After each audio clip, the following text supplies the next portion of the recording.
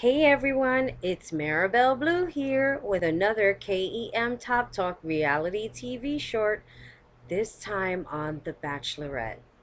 Now, I know I promised all of you that I would be doing something weekly with The Bachelorette, but due to a very tight schedule and very bored with The Bachelorette, I opt out of doing something every week and figured I'd just wait till the end of the season and give my final thoughts onto this show.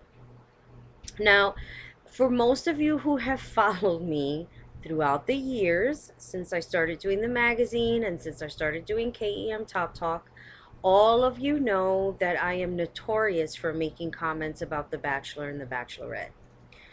Not all of them are very nice. And no, I don't care what anybody thinks. But I watch the show partly because it's entertaining, and the other part is just because it's so damn stupid that I just have to watch it so that I could say something about it. So I wanted to do something a little different and just basically give a breakdown of certain men that stood out in the show and just kind of give you a little background. Let's start off with the Bachelorette Desiree. Desiree came from the last season of Brad, who ended up sending her home. She was the last four girls standing. She was the girl who was sent home and hysterical crying and telling Sean that he made a mistake because on their hometown dates, um, Desiree's brother questioned Sean in a way that um, Sean was very offended. And I think anybody who was questioned in this fashion would be offended. I mean, he was just asking very inappropriate questions to Sean last season. And while I understand that not everybody's into this whole reality TV thing and finding relationships, because we all have to admit, and I think at some point ABC has to admit how many relationships have survived in The Bachelor slash Bachelorette. Not many.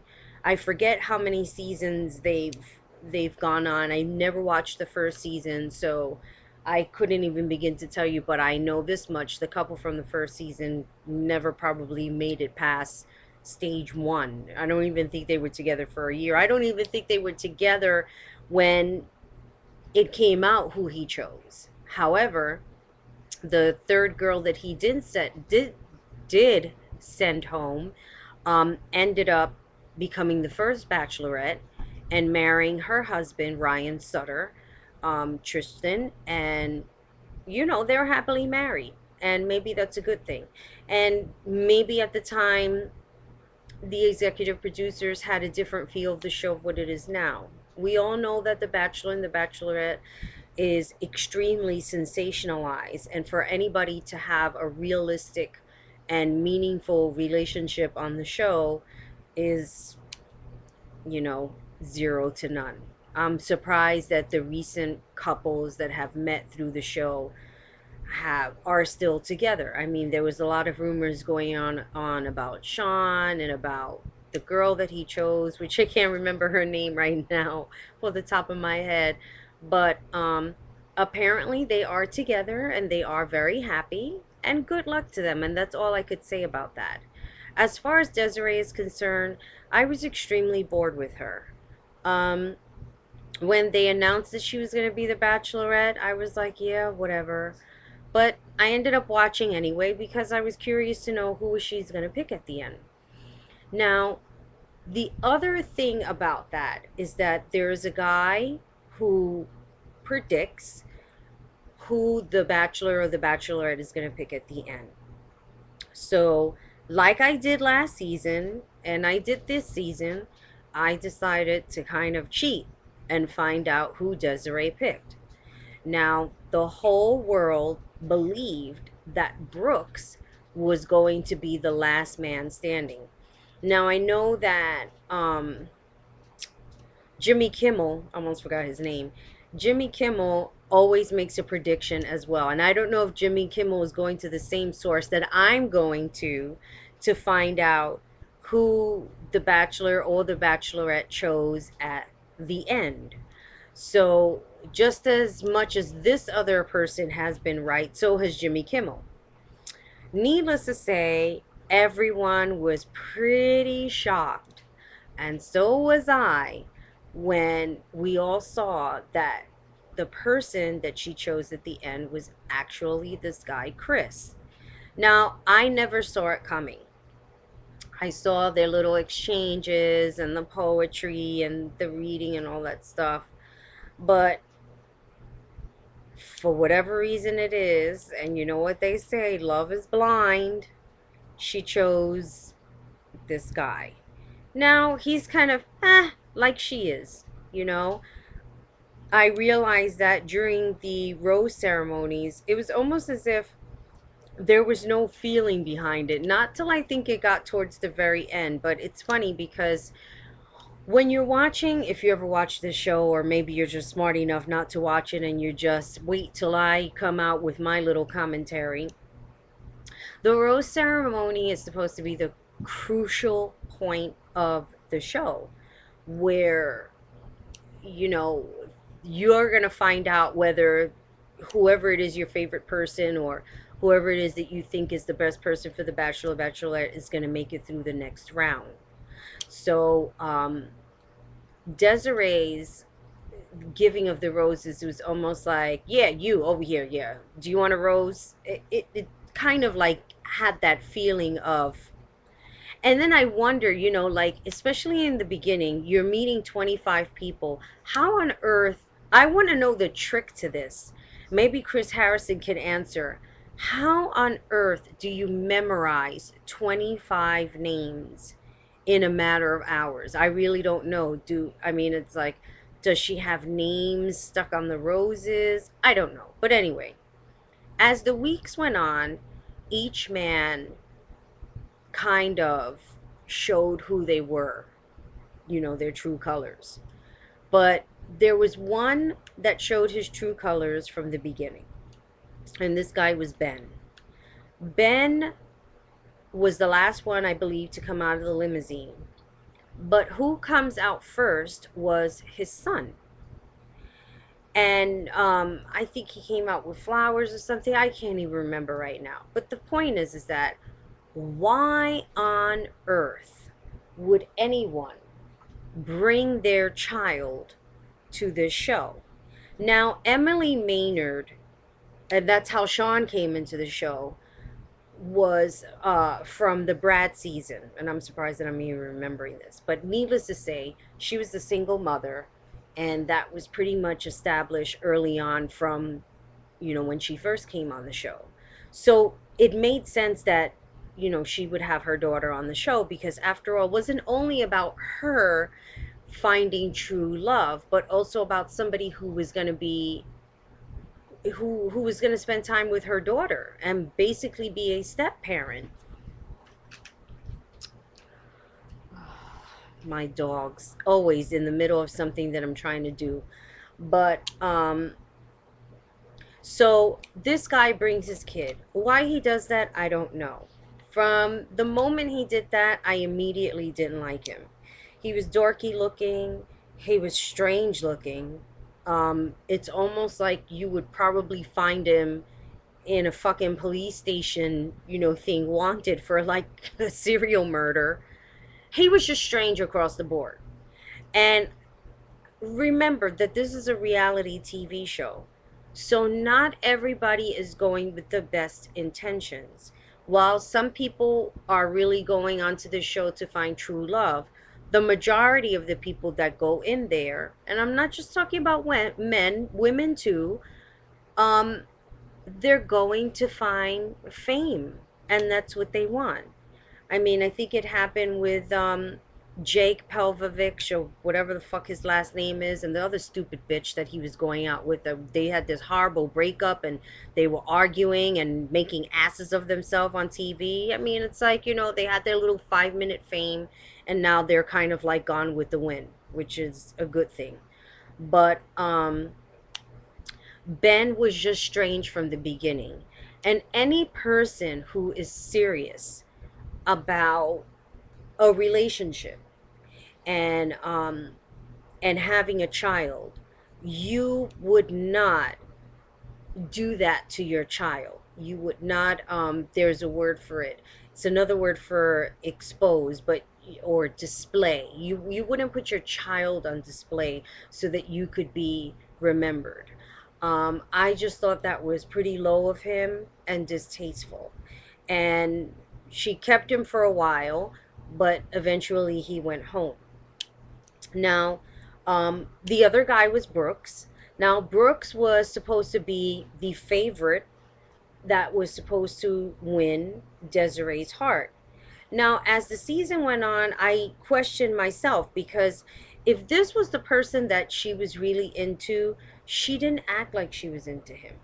And at the end of the season, when it came down to the three guys, which was Brooks, Drew, and Chris, um, she was really a hot mess when he told her that he couldn't follow through. Now, basically, towards the end of the show, I kind of like fast forward through the whole thing because I was just so bored with everything. I mean, I don't know. There are some shows that are, or some seasons I should say, that are really intriguing and leave you at the edge of your seat. And just this season was really horrible. And I don't know if it's the women that they choose. I don't know if it's Chris Harrison basically hyping it up, saying, "Yeah, the most talked about." It's like, Chris, what are you talking about? I mean, it's like, who's talking about her? I mean, it's like, I certainly don't turn on the news now and see Desiree on TV. It's kind of like it's over, it's done with, good, you picked a guy, whatever, moving right along. So Brooks had this spectacular ending, if you will, when he said that he couldn't be with her anymore or that he wasn't in love with her. So you waited all of that time. This is what I don't understand about men. If you're not feeling something, why do you keep going on and on and on? Forget the fact that it's like fucking TV. Let's just forget that for a minute. But spending time with a woman, the more time that you spend with somebody, the more time that person is going to believe that maybe this is a little bit more serious that they had anticipated before they went into the relationship. You don't stay with somebody for a year and be exclusive and then turn around and say, you know what? I'm not in love with you and this shit ain't fucking working out. So goodbye. It doesn't fucking work that way on any level, and it's just absolutely unacceptable. Even in this situation, given that it's reality TV, given that the whole scenarios of the trips and the whole out of the country experience is sensationalized, the fact of the matter is that if there were some real feelings there, then he wouldn't have done what he did. But if he wasn't feeling anything, was it his, was it the ego, was it his own personal ego seeing other men interact with her? I mean, I think even at some point Brooks was peeking on her and like somebody else and some other guy, and she was like making out with him and shit like that. So I just don't know. I don't know what goes through a person's mind unless I ask them and say, "What the fuck were you thinking?" And just be honest about it. Like, don't lie. That's what I can't stand about people. It's like, don't lie. If you're not into a person, step aside, be a man, be a woman, step aside and say, listen, this is not working out. I have never known myself to be a liar to anybody that I was not interested in. I get a lot of inquiries, especially on Facebook, guys trying to talk to me, even if it's just, oh, like, I was thinking about you, or, hi, how are you? It's like, they find a little window to talk to you and then they try and open up that window. And my whole thing is like, if I'm not interested in you, whatever is going on, if we find like a common bond with something, that's not gonna make me be interested in you. The fact of the matter is if I'm not interested in somebody, I'm not. And it's just not going to happen.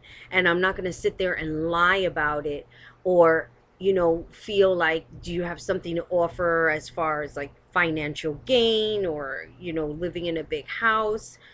I will not put myself through that, and other people will.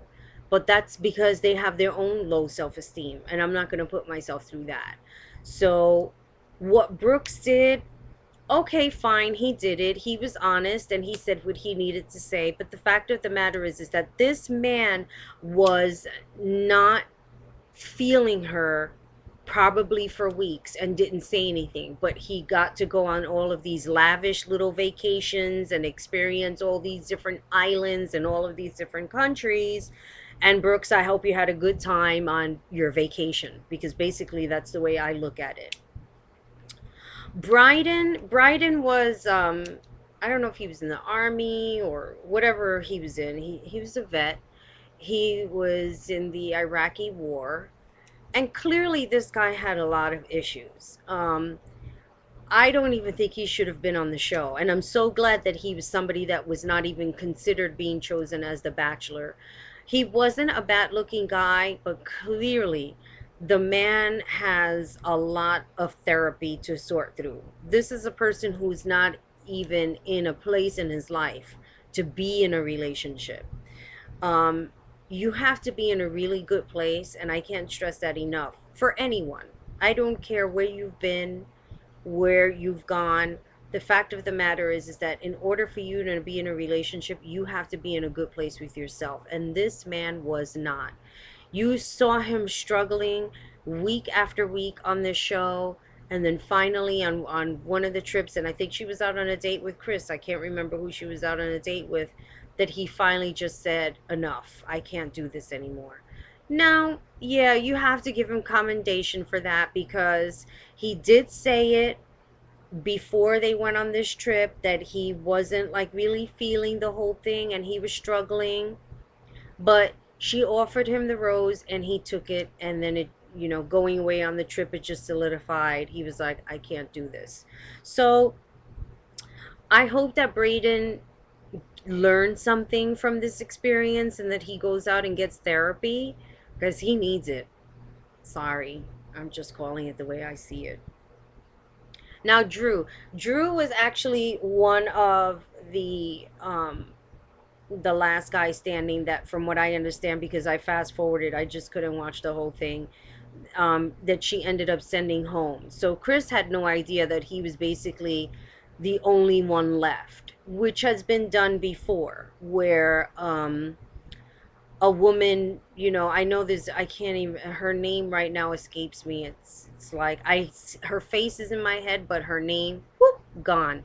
She um she actually sent one of the guys home before the actual, ceremony of the last two guys standing. And I think when it comes to that, that's a good thing, because you're not wasting that person's time or energy to go through the whole motions to get a ring and make a fool out of themselves getting on their knee, and guess what, they're not the one. So um I'm glad, that she told Drew that he was not the one. But I also question Drew's sexuality. I mean, was this man really into women? Is he homosexual? I don't know. I got the feeling that this man is a man who is a gay man, and he's going out with women to please his family. It's kind of sad, because when you're doing that, I mean, it's, I don't know. I really don't want to get into it, because, again, I really didn't watch the ending. I didn't watch the family thing and what was going on, so I really can't comment. But that was the feeling that I got. I could be wrong. I don't know. But, Drew, if you are, I hope that, you find yourself and that your family accepts you, because you seem like a really nice guy. But, maybe women are not for you. I don't know. James. Now, James was the one that seemed he was getting a hard time from the guys. Um, he was not a bad looking guy, but he was not the greatest looking guy either. He um he had a conversation with this guy, Mikey F. Mikey F, I don't know why he was on the show in the first place. He was like some kind of plumber. or a contractor or a plumber contractor, whatever the fuck he was.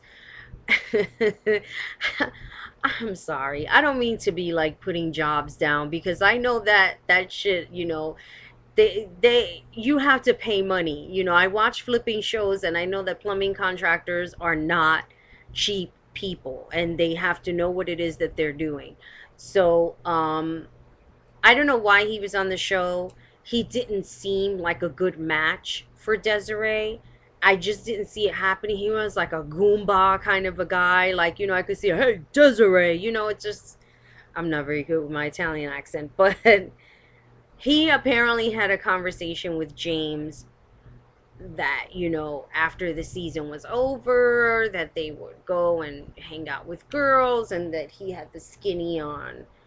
Um, where to hang out and whatever. And then now the guys wanted to use this against James because James was like, well, if he's one of the last four standing, that there's a good probability that he'll be the next bachelor. I think any man who sits there on TV talking about, I'm going to be the next bachelor, is not going to be the next bachelor. Again, I don't know what goes through these executives' heads, but I don't know why James was on the show, and I don't know why Mikey F was on the show. I don't know what people are thinking other than that these people come in for the sole purpose of entertainment value. What's stupid is that the Bachelorette, Desiree in this case, kept these men. She kept giving them roses. So I don't know. I mean, it's like things that we'll never know. Um, are the executives telling Desiree you have to pick these people because they're good for entertainment and they're good for TV? Who the fuck knows? Okay. Um, Now let's get to Robert. Probably nobody remembers Robert, but I remember Robert because he was a good-looking guy. He was very self-centered, full of himself, and he just acted like he was the shit. He reminded me of Andrew Firestone. Couldn't stand him for the life of me. He picked that stupid, boring girl, Jen, because the family didn't like the other girl, because they felt like the other girl wanted him for his money. Needless to say, he ended up getting married to somebody entirely different, and it didn't work out for him. It didn't work out for Jen. And Jen came onto the show, and that was another boring season. She picked a guy that it didn't work out with. I don't know who she's with now, but I really don't even care. But needless to say, this guy Robert reminded me a lot of Andrew Firestone. Very arrogant, very full of himself. And Desiree only kept him for a couple of shows, but I was very surprised at his reaction when she sent him home. He was like really devastated. I mean, he was like, I'm looking for love, and he got all teary eyed. Now, of course, he could be all full of shit. Who the fuck knows? But I was very shocked by his reaction. Like he seemed really sincere and he was hurt. So Robert, if you're available, my name is Marabelle Blue and I'm the owner of Kinky Magazine, and if you're really serious about being in a relationship, I'm here. Okay, moving on to the last guy, Brian. Now, this was supposed to be like the sensational part of the show where this guy had a girlfriend. Now, going back to my notes, and let's see if I can find them here very quickly so that I don't keep all of my beautiful people here for a long time. But oh my goodness, it was here. I swear it was here. I think I know I wrote it. Yes. Okay. This must be it. This page here. Okay. This is what I wrote. Brian has a girlfriend. I wonder how much of this woman has validation. The girlfriend, I mean. Not one tear came out of that woman's eye. She was overly dramatic, talking about her son. I would have never confronted that woman. Why, I don't know why I wrote that. Then she makes a statement that that he has a girlfriend, which is not factual. Okay. Here's my thing. I know that these reality TV shows has to have some kind of climax in the middle where it has everybody, at the edge of their seat and saying, "Oh my God," like talking by the water cooler the next day.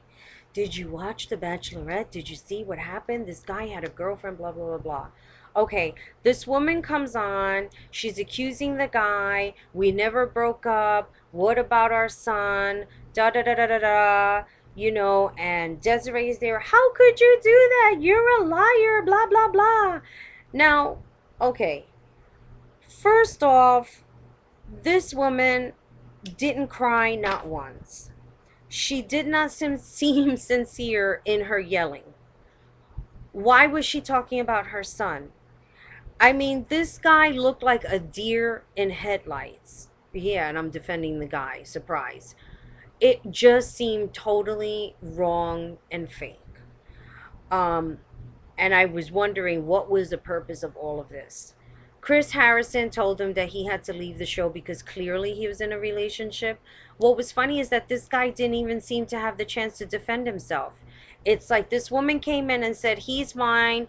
I have a son. He was taking care of my son. How dare he do this? He's a liar, blah, blah, blah." And we all bought the woman's story and then moving right along. It doesn't make any sense to me. So, on that note, that episode was a total fucking fail. Big time. Loser fail. All right.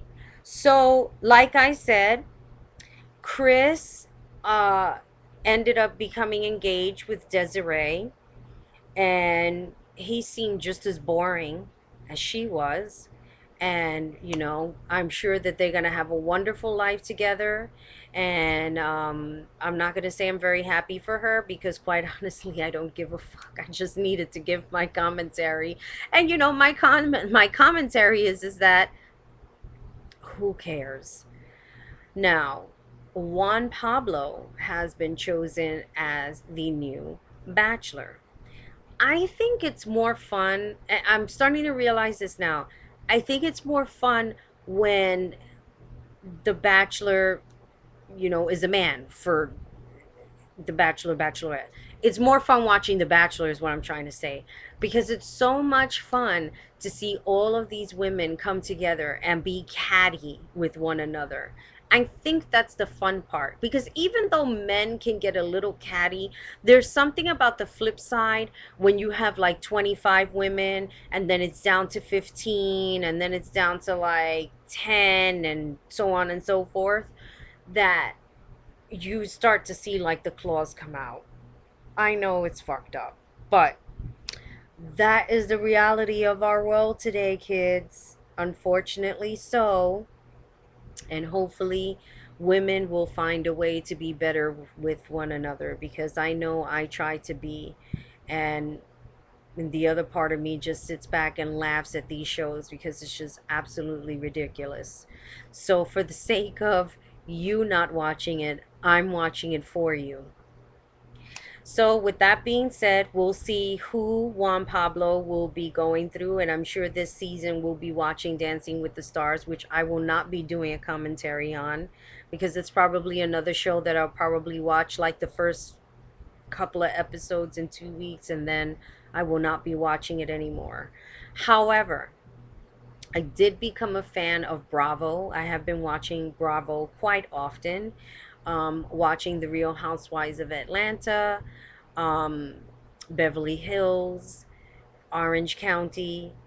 I'm not sure if I'm going to be watching Miami.